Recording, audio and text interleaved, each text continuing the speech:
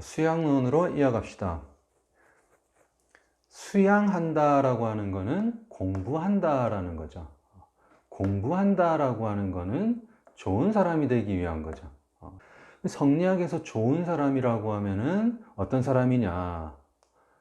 천리를 보존하고 인욕을 제거한다. 이 보존입니다. 무엇을 보존하냐? 천리를 보존한다. 제거한다. 무엇을? 인욕을.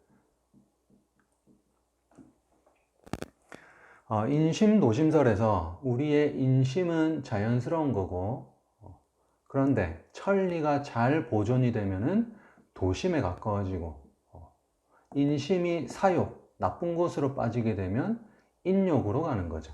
인욕은 잘라야 되고 도심은 추구해 가야 되는 겁니다. 자, 이것이 본연지성이 잘 발현되는 길이고, 이거는 기질지성이 매우 탁해지는 겁니다. 탁해지는 거. 그렇다고 기질지성이 나쁜 건 아닙니다. 성인도 기질지성이 있을 수밖에 없습니다. 그런데 맑아질 수 있도록 해야 된다. 마음의 리를 온전히 드러내어 삶의 매 상황에서 마음의 리를 온전히 드러낸다라고 하는 것은 바로 본연지성이 최대한 잘 발현된다라는 거고, 그렇게 되면 삶의 매 상황에서 형기의 욕구에 반응하지 않고, 형기는 형틀입니다. 틀. 어떤 틀이냐? 몸입니다. 몸. 육체.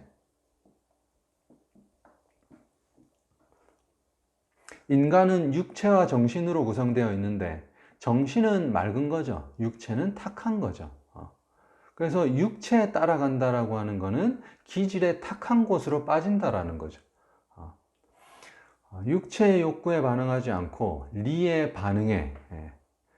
인간은 육체와 정신으로 구성되어 있는데 육체의 탁한 것이 아니라 정신의 맑은 것으로 반응한다. 그 맑은 것이 바로 본연지성이다. 리에 맞게 처리해 나갈 수 있는 주체를 형성한다. 우리가 살아가는 과정에서 마주치는 사물이나 사건 속에도 리가 들어가 있죠. 이치가 들어가 있죠. 이치가. 그런데 얘들도 탁해가지고 천리가 가려진 사물 사건들도 많습니다. 그러면 군자는 수양이 된 사람은 이 사건을 만났을 때 본인이 더 도덕적이라고 한다면 올바르게 맞춰서 처리해 나갈 수 있겠죠. 그런 주체를 형성한다. 공부의 핵심이 경이다. 자, 이 경은 공부의 밑바탕이 되는 겁니다. 밑바탕. 중요한 부분입니다. 조선성리학에서도 계속 이어지고요. 수양의 시작과 끝이 되는 것이 경입니다. 경이 되어 있지 않으면 아무것도 할 수가 없습니다. 아무것도. 선비가 공부를 열심히 해서 수양이 돼서 천리에 부합하는 좋은 사람이 되기 위해서는 천리가 뭔지를 일단 알아야 됩니다. 객관적인 이론 공부. 객관적인 이론 공부를 해서 리가 어떻게 돼 있고 우리의 성이 어떻게 돼 있는지를 머리로 이해를 해야지, 그래야지 도덕적인 삶을 살 수 있는 것이죠. 근데 이해를 하기 위해서는 내 속에 있는 리가 잘 발현되어 있어야 하는 것입니다. 내 속에 본연지성이 있고 기질지성이 이렇게 같이 있는데 기질이 탁해서 본연이 가려져 있어요. 그래서 내 리가 잘 드러나지가 않아요. 내 마음에 리가 잘 드러나지 않아요. 그런 사람이 어떻게 리를 이해할 수가 있겠냐? 이런 사람은 리를 이해하기가 힘들다. 근데 내 속에, 내 마음 자체가 리가 잘 드러나서 밝게 빛나고 있으면 리에 대한 이론을 읽었을 때, 그거구나. 내 속에 있는 거구나. 하고 바로 알아챌 수가 있는 것이죠. 그래서 이 자세가, 경건하고 엄숙한 자세가 내 속에 리를 잘 발현시키는 것이고, 그것이 바로 이론을 이해할 수 있는 시작이 된다. 시작. 그래서 경의 자세가 밑바탕이 되어 있어야 한다는 것입니다. 그리고 객관적인 이론 공부 토대가 있어야 내면에 대한 성찰도 가능하다. 자, 우주의 이치와 마음의 본성과 마음의 본성이 어떤지를 이론적으로 깊이 있게 잘 이해를 해야지 그걸 가지고 또 성찰을 하게 된다. 그렇게 해서 또 경한 자세를 갖게 된다. 자, 끝이죠, 끝. 자세가 있어야 이론도 가능하고 이론 공부도 가능하고 이론 공부가 있어야지 자세도 갖게 된다. 시작과 끝이고 밑바탕이다. 그래서 경이 매우 중요하다.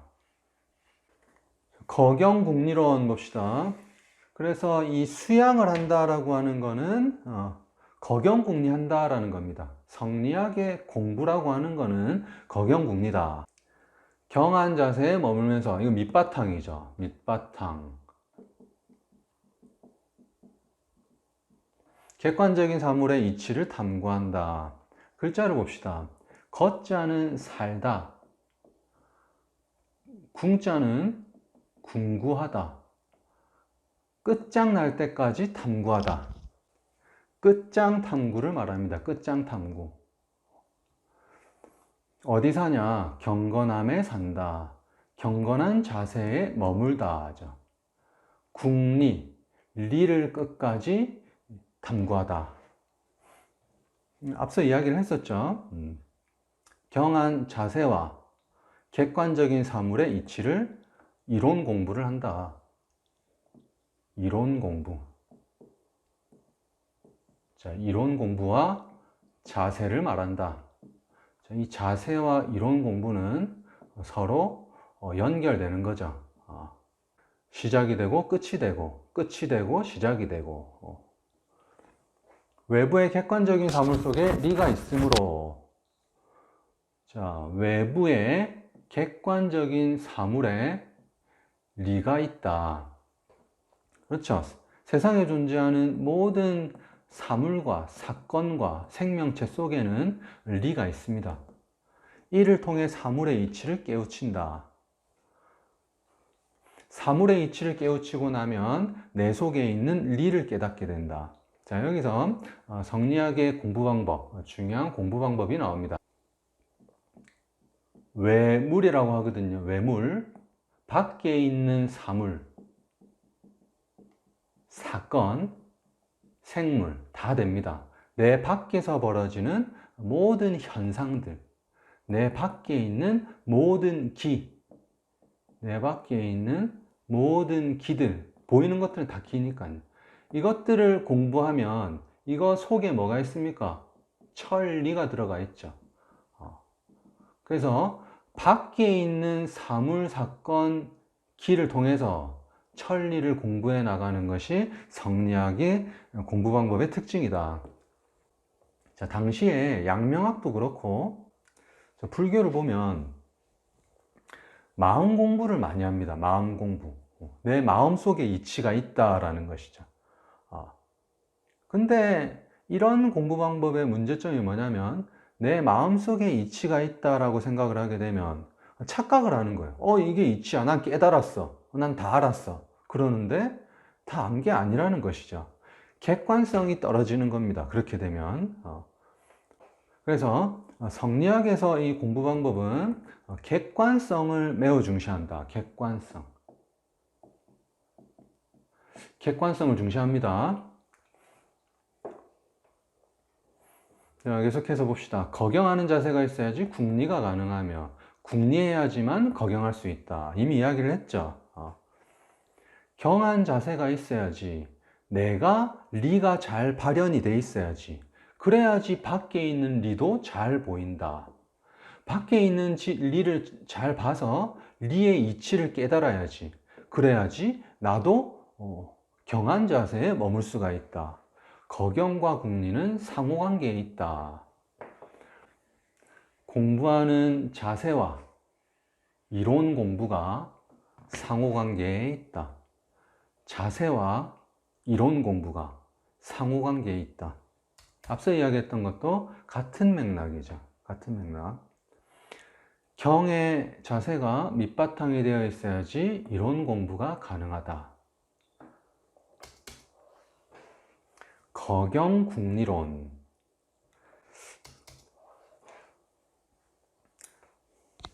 자, 이 경물치지라고 하는 거 우리가 저번 시간에 봤습니다. 유학의 대표적인 사서의 하나다. 대학이죠, 대학. 대학 8조목. 대학 8조목에 등장하는 문구죠.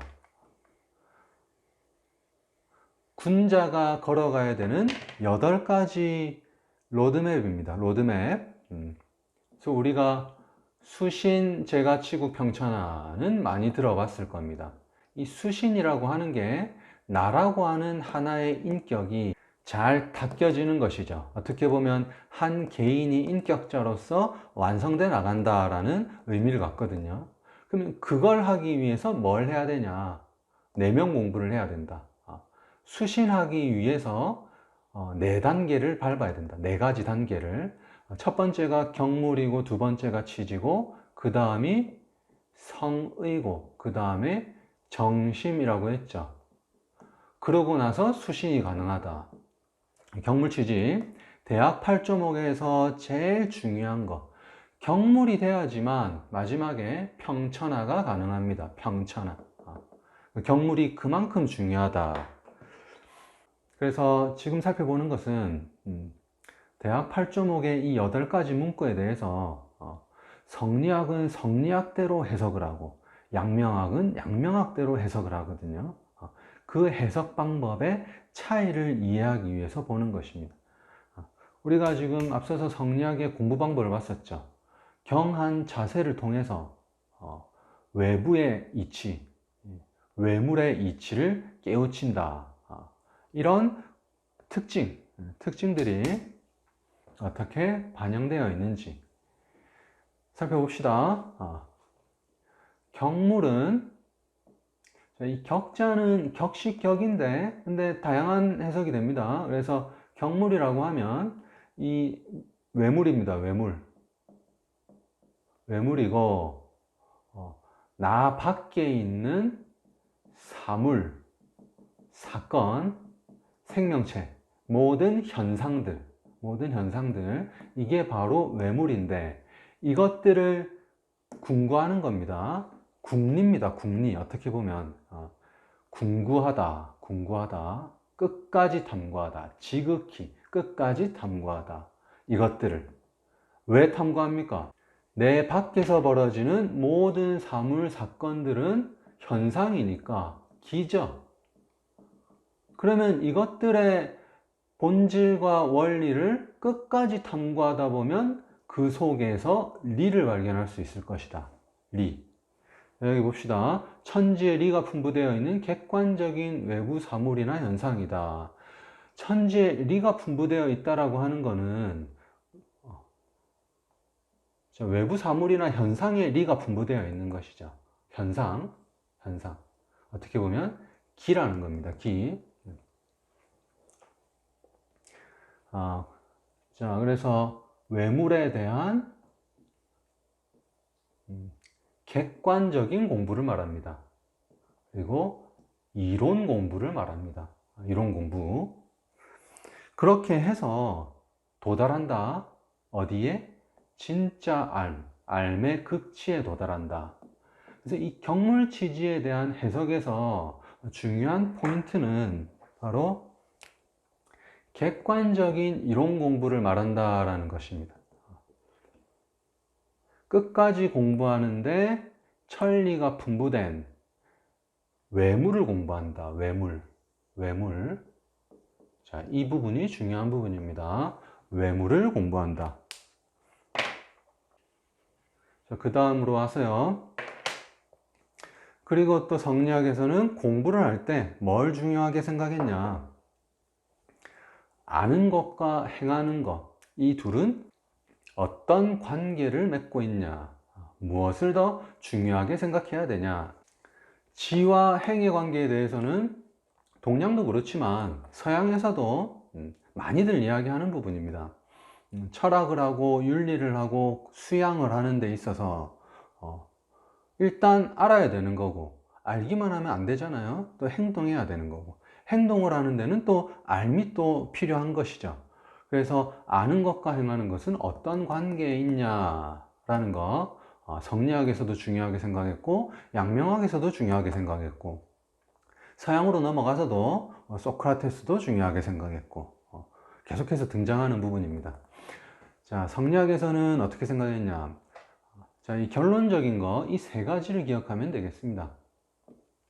자, 이것의 결론적인 부분이 이렇게 된다. 선지후행이다. 먼저 선자에 알지자, 먼저 알고 나중에 행한다. 알아야지 행할 수 있다. 무엇을 알아야 되냐? 외부의 객관적인 암, 궁리를 해야 되는 것이고요. 경무를 해야 되는 것입니다. 이론 공부를, 외물에 대해서. 자, 그런데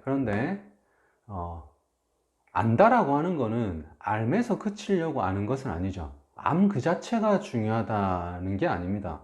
행동하기 위해서 안다. 도덕적인 삶을 살기 위해서 아는 것이다. 그래서 어쨌든 간에 중요한 것은 행동이다. 무거울 중자, 중요할 중자. 행동이 중요하다. 그리고 가볍다. 알은 가볍다. 알기만 하고 실천하지 않으면 의미가 없기 때문에 실천이 중요하다. 그래서 실천이 중요하고 알은 가볍지만 그래도 알지 못하면 실천하기가 또 힘들잖아요. 그러니까 이 둘은 어떤 관계에 있습니까? 같이 간다. 지행병진이다. 병자는 병렬할 때 그 병이거든요. 나란하다. 지는 앞으로 간다, 전진한다. 그래서 나란히 전진한다. 암과 행동은 나란히 전진한다. 상호 의존 관계에 있다. 함께 발전한다. 자, 여기까지 해서 성리학의 수양법과 관련된 내용들을 봤습니다. 자, 처음부터 가세요. 수양론이라고 하는 거는 공부론이고, 공부한다라고 하는 건 좋은 사람이 된다라고 하는 건데, 성리학에서 좋은 사람은 천리를 보존하고 인욕을 제거한 사람이다. 천리를 보존하기 위해선 마음의 리가 온전히 드러나야 된다. 마음의 리가 온전히 드러나야지. 경건하고 엄숙한 삶의 자세가 바로 마음의 리를 온전하게 드러내는 것이죠. 그렇게 돼야지. 내 속에 리가 잘 드러나 있어야지. 객관적인 이론 공부, 외물에 있는 리가 잘 이해가 되는 거죠.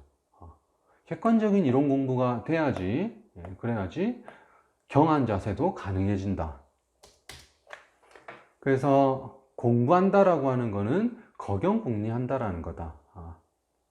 경한 자세에 머물면서 객관적인 사물의 이치를 탐구한다. 근데 성리학에서는 외부 사물, 객관적인 거, 그리고 이론 공부 등을 중요하게 생각한다. 그런 생각들이 경물치지 이 문구에 담겨져 있다. 이 물이라고 하는 게 외물인데, 외부 사물인데, 이 외부 사물에 있는 분부되어 있는 일리를 끝까지 궁구해서 참된 알에 도달하게 되면, 그럼 어떻게 됩니까?